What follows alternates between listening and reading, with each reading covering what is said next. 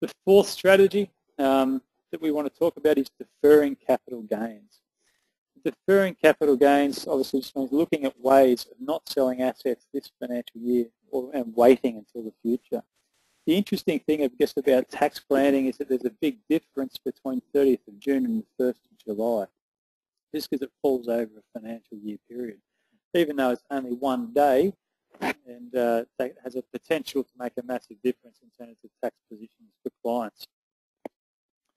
If you can delay selling investments till the 1st of July, obviously the post the 1st of June, it gives you use of the sale proceeds for longer. Because you don't have that tax bill to pay, you effectively get a use of that money for an extra year. Some assets, so things like liquid assets like shares or managed funds, are very divisible, which is very helpful from a planning perspective, in that you could sell, for instance, half of your shares on 30th of June and the other half on 1st of July. So if you've got a capital gain, what you're doing there is spreading that gain over 2 financial years. So what that means with marginal tax rates, if selling it all this financial year is going to push you into a higher marginal tax rate, it can be quite advantageous to wait and sell it in 2 separate parcels just to make sure that you're keeping the same marginal tax rate and obviously reducing the amount of tax that you've got to pay. The other thing to be aware of if you're thinking about deferring gains, you just need to be careful if your income will be increasing next financial year. So if you're putting off selling an asset purely because you don't want to pay the tax this financial year, but next year you're going to have a cracking year at work and make a lot of money, then obviously you're going to kind of defeat the purpose if that's pushing you up into the next marginal tax rate. So we'll go through an example, and again sticking with the theme of property. So we've got a property here with an investment property that's been sold this financial year or potentially next financial year. So we're assessing what to do with it. So the tax liability, so not the gain as such, so the tax that they have to pay on selling that asset is $50,000. So effectively, the minute the property is sold, we recognise that $50,000 must go to the tax office to pay the tax. Now, if we wait to sell that property until the 1st of July, effectively that gives you greater use of the money. So you might, in a planning sense, allocate that $50,000 and put it in the bank. Now, we're putting it in the bank, you're just earmarking it there. We know it's got to go to the tax office, but because we're selling it on the 1st of July, with an extra year to use that money. So by using it for an extra, we wait 12 months extra, then we pay the tax man, so we pay the tax office there $50,000. But along the way, we've had use of that money, which at 5% per annum has generated interest income for us of $2,500. So in that example, assuming that there's no difference in the sale price between 30th of June and 1st of July, what we're doing is generating an extra $2,500 just by time value or having use of that money for that period of time. Okay, so we'll just move on to the final tax planning strategy that we want to talk about for 30th of June. And that involves making personal contributions to super. So individual taxpayers in some circumstances can claim a tax deduction for adding money to super. So in the first strategy, we spoke about salary sacrificing.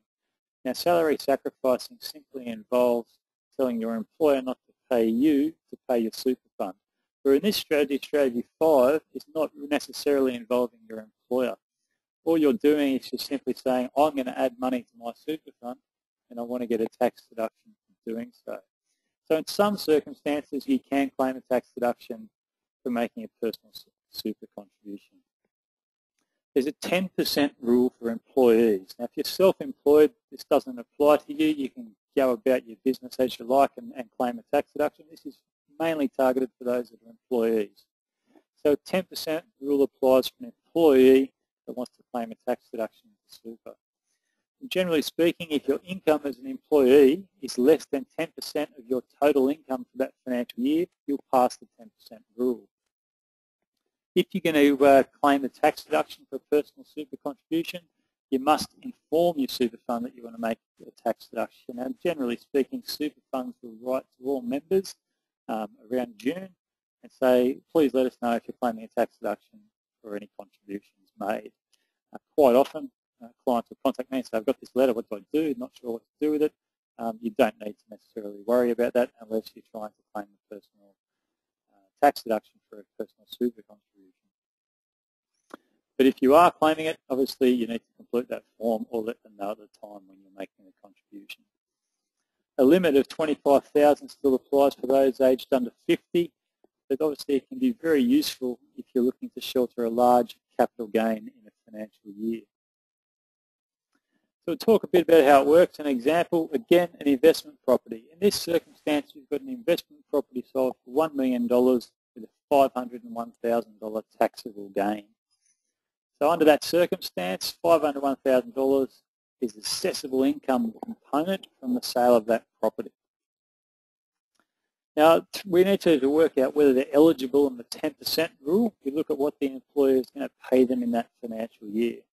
So in that financial year, they've received $50,000 salary and fringe benefits and any salary sacrifice. So it includes also any fringe benefits that you receive. So if you've got a packaged motor vehicle, it also includes any salary sacrifice that you've made.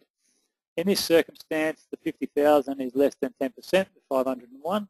So we pass the 10% rule. So under this circumstance, we've got the ability to make a personal contribution to super and claim a tax deduction for doing so. So we're going to go ahead and do that. We take $20,000 and we add that to the super fund. Now, super fund tax rate obviously is 15%, so $17,000 goes in after tax. Now, just as a sort of a side issue, we know there's a limit here of $25,000 for those under 50 in terms of making a contribution to super. The reason why I haven't in the example gone to the $25,000 limit is because with a $50,000 salary, there's going to be roughly, not quite, but roughly $5,000 in employer superannuation contributions throughout the course of the year. So obviously that's why we're sticking below that level. Once we're eligible to claim a tax deduction for that $20,000, we then go ahead and when we do our tax return, we claim that. Now, in this circumstance, if $501,000 taxable gain is going to push you into the top marginal tax rate, being 46.5%. So the difference between the 46.5% and the super fund tax rate of 15% is a $6,300 net tax saving by adding the money to your super fund. So again, this strategy 5 is probably the hardest one for people to come to terms with, but where it is kind of interesting is for those that are working only partially throughout the financial year and have got gains that they need to shelter. This can be sometimes an opportunity. It doesn't necessarily have to be big numbers like we're talking about there. We might have a situation where a client has potentially worked overseas for 11 months a year, back for 1 month of the year, and has other income to shelter. So that's where this sort of strategy can be really worthwhile. So that concludes the 5 strategies that I want to talk about. If you've got any questions, comments or feedback, by all means, my contact details are there. I'm happy to chat.